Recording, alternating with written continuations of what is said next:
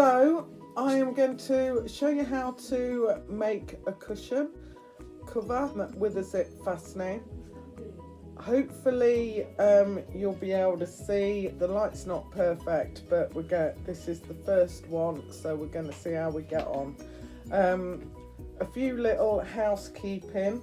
I've changed my needle to make sure that I've got a new needle in there, less issues with the machine.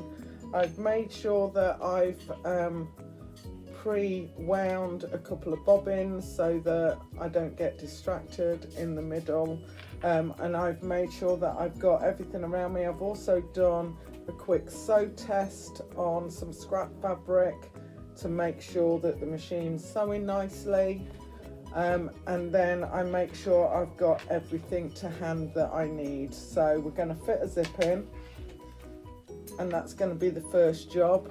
I double checked my fabric so I know which way is up and which way is down.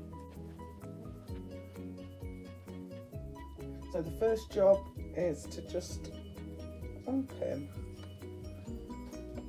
See, I didn't prep enough, did I? Those of you that know me well will know that this is my preferred pin cushion. This is our right side. Okay, so as usual, you're going to be working on the right side because we're going to enclose this zip. So once we've actually put it into place, you're not really going to see it because we're going to do that with it. Okay, does that make sense? Now, before I do the zip, the other thing you will have noticed, I don't have a zipper foot on, so I'm going to show you how to fit a zip without a zipper foot. For me, I find it just as easy as with a zipper foot.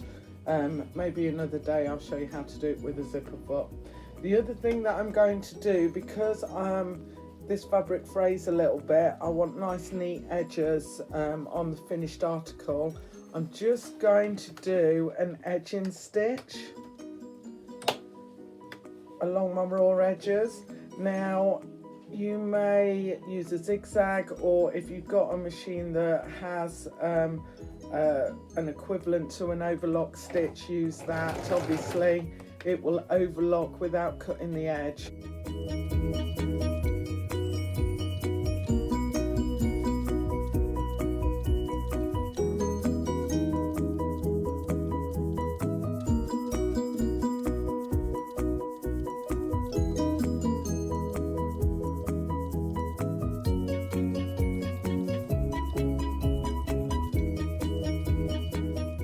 So that's going to give that a really nice neat edge. Just trim off any sticky out bits.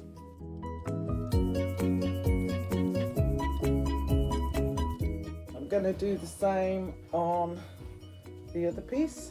You'll be wondering why I am only doing this one edge for the moment. You will see when we get to the next stage. So I'm just literally going to come in a little bit this time so that it doesn't bunch up on itself. There we go, off we go again.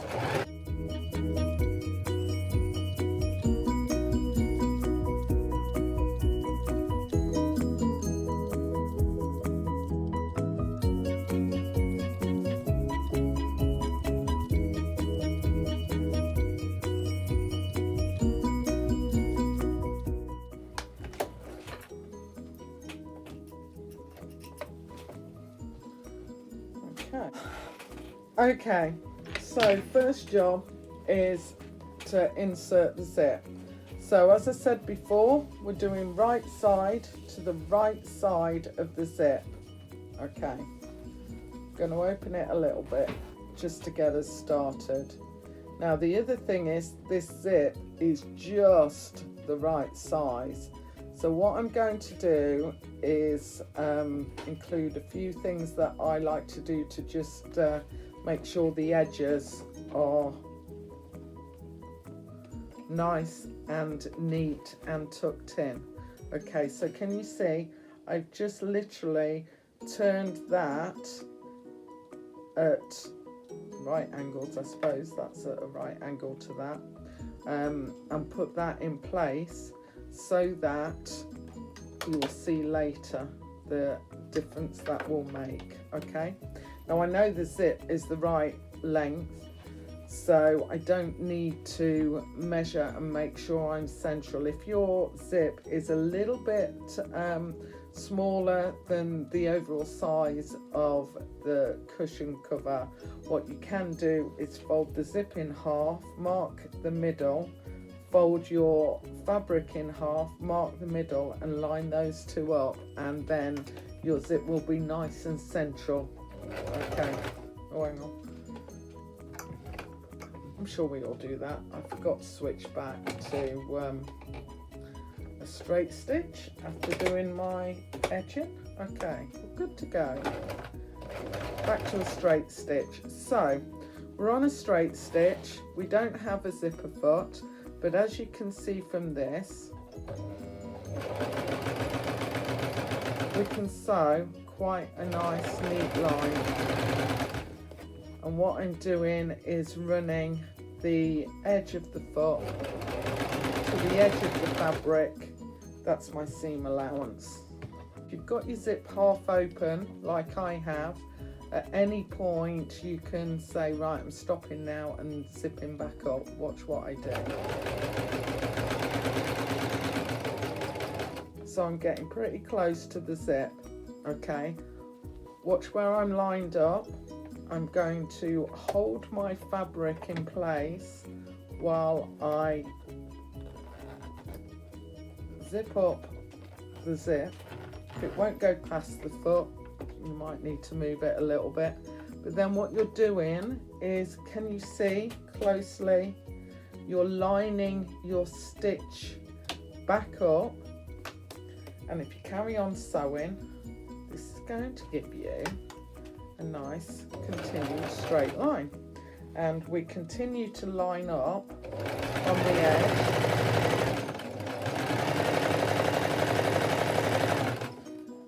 Now as you can see, my zip is just very slightly longer, but that's fine. I'm going to work around that in a minute.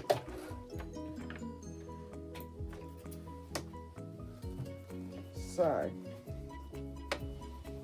you can see from that, that's your zip right to right side. You've got a nice neat edge because you did that beforehand. Okay, so now what we're going to do is join the other right side to the other side of the zip. So I'm going to line it up.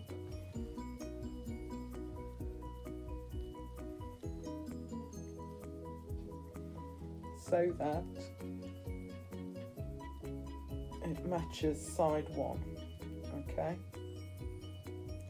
now what I'm doing is cheating slightly here, and I'm lining up with the pattern. Okay, now what I'm going to do is stick a pin in that, because I'm actually going to start from the other end so that I'm sewing in the same orientation.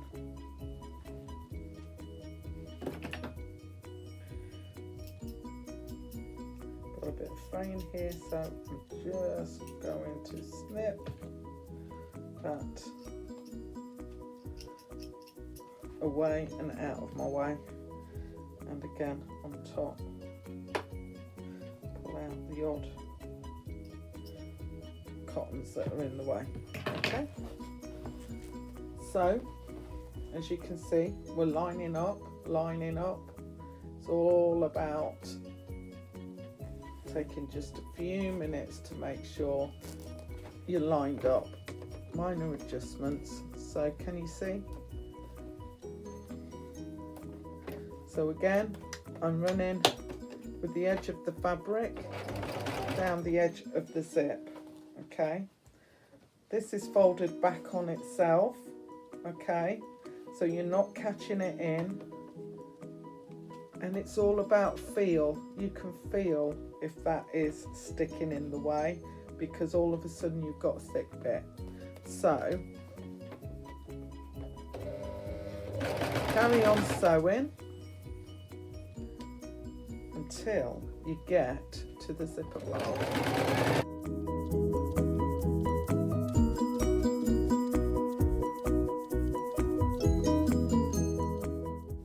Now all I'm doing with my hands is still a fairly light touch of just keeping things in place as you go.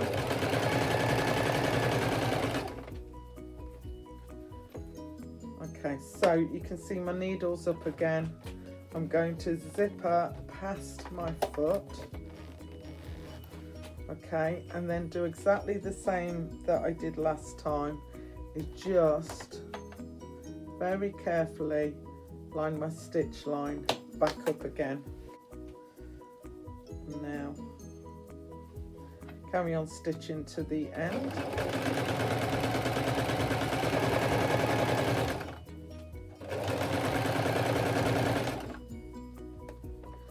And because I've pinned that in, I know it's in the right place. I'm just going to line my edges up again.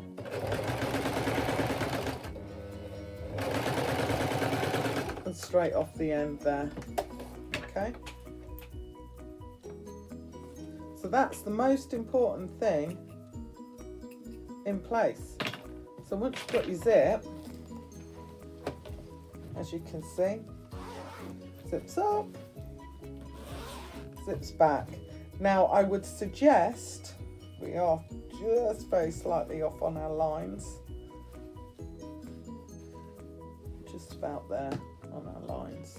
Okay, I'm going to keep the zipper open now for the next stage, and this is really simple. The one thing I am going to do is just stick a couple of random pins in to keep my stripes together. Normally, if this isn't a patterned fabric that you're using, you may be perfectly happy to whiz down without doing this, but I want my sides to match, so I'm going to just pin my stripes in place to make sure they stay nice and neat and even. Now, as my zip's slightly large, what I'm going to do is fold it over on the zip, and I'm going to sew over it. It will work, honest. Okay, so we're using the same seam allowance again. We might need to encourage this slightly because it's trying to pull away. Now at this stage I am going to do a reverse to make sure we don't come unstitched. So just take it very carefully there over the zip, and then I'm going to run up to my first pin, whip it out, and then hopefully we can just carry on sewing down.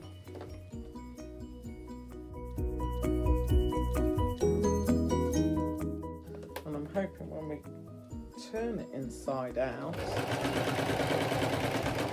my seams will be perfect. Let's wait and see. Right, so I'm allowing, when we turn around, you'll see that our seam allowance is just about the same. Okay, but what I'm also going to do is just put some random pins in again on this side to make sure my stripes are going to stay matched.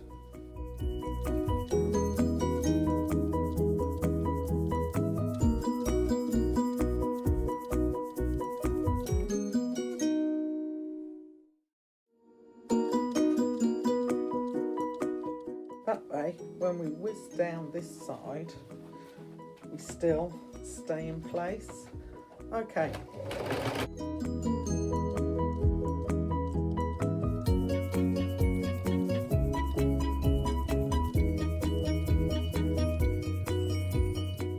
ready for your turn.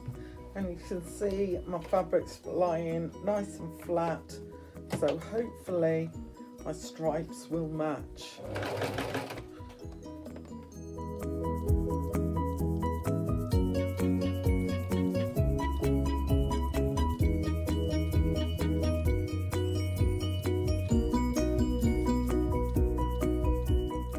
And what we're going to do here is just make sure everything is lying together nice and neatly. And we're gonna again go forward and back at the end to make sure we've got a nice secure corner. Okay, now because we need to cut our corners for the turn, I'm going to do that before I do my final overlock stitch on the edges to keep the edges from doing this fraying out. Okay, so just get the big boys out. Okay, now when you're cutting this, you can see where the stitch line is. You want to cut far enough away that when you turn it round, you're not going to poke a hole in it.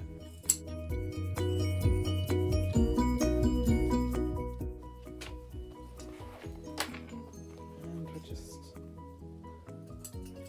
snip off those loose edges. Now, because my zip is sticking out the end, I'm going to trim that off. And then I'm also just going to take a little bit of weight out of that corner as well for when we turn it back on itself.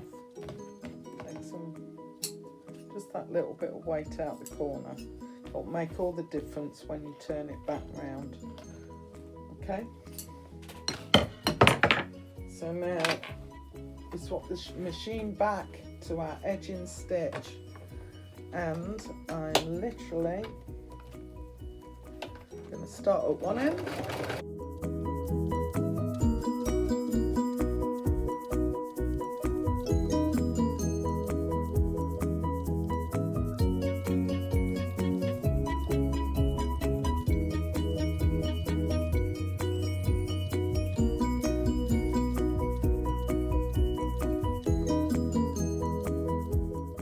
So when you get to the corner, go off the end, turn it round as normal, and then start as far up as you can.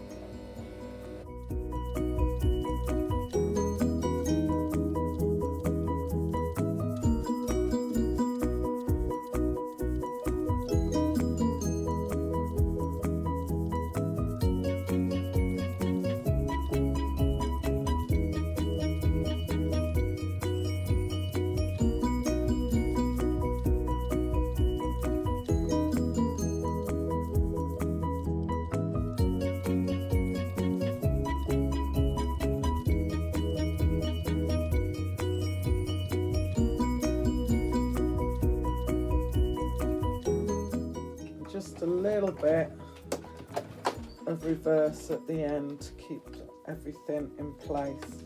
Now, because this lovely fabric is just fraying like one out, I'm just going to do a final trim before I turn it around.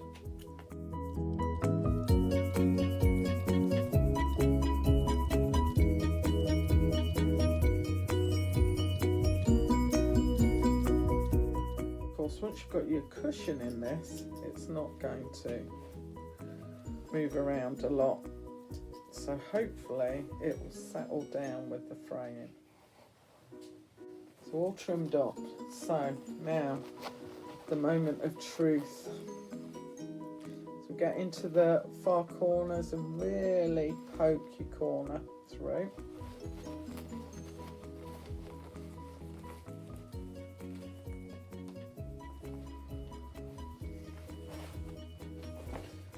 Right way round.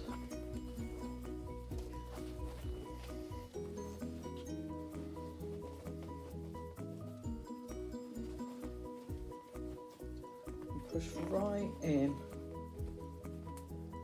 on your zip edge.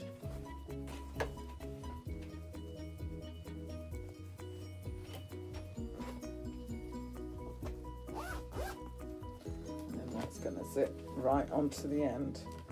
So normally now I would just iron out these seams before I put it together, but just to show you how it works. Here's my 16-inch cushion inner. Make sure it's nice and even. Zip it up. And there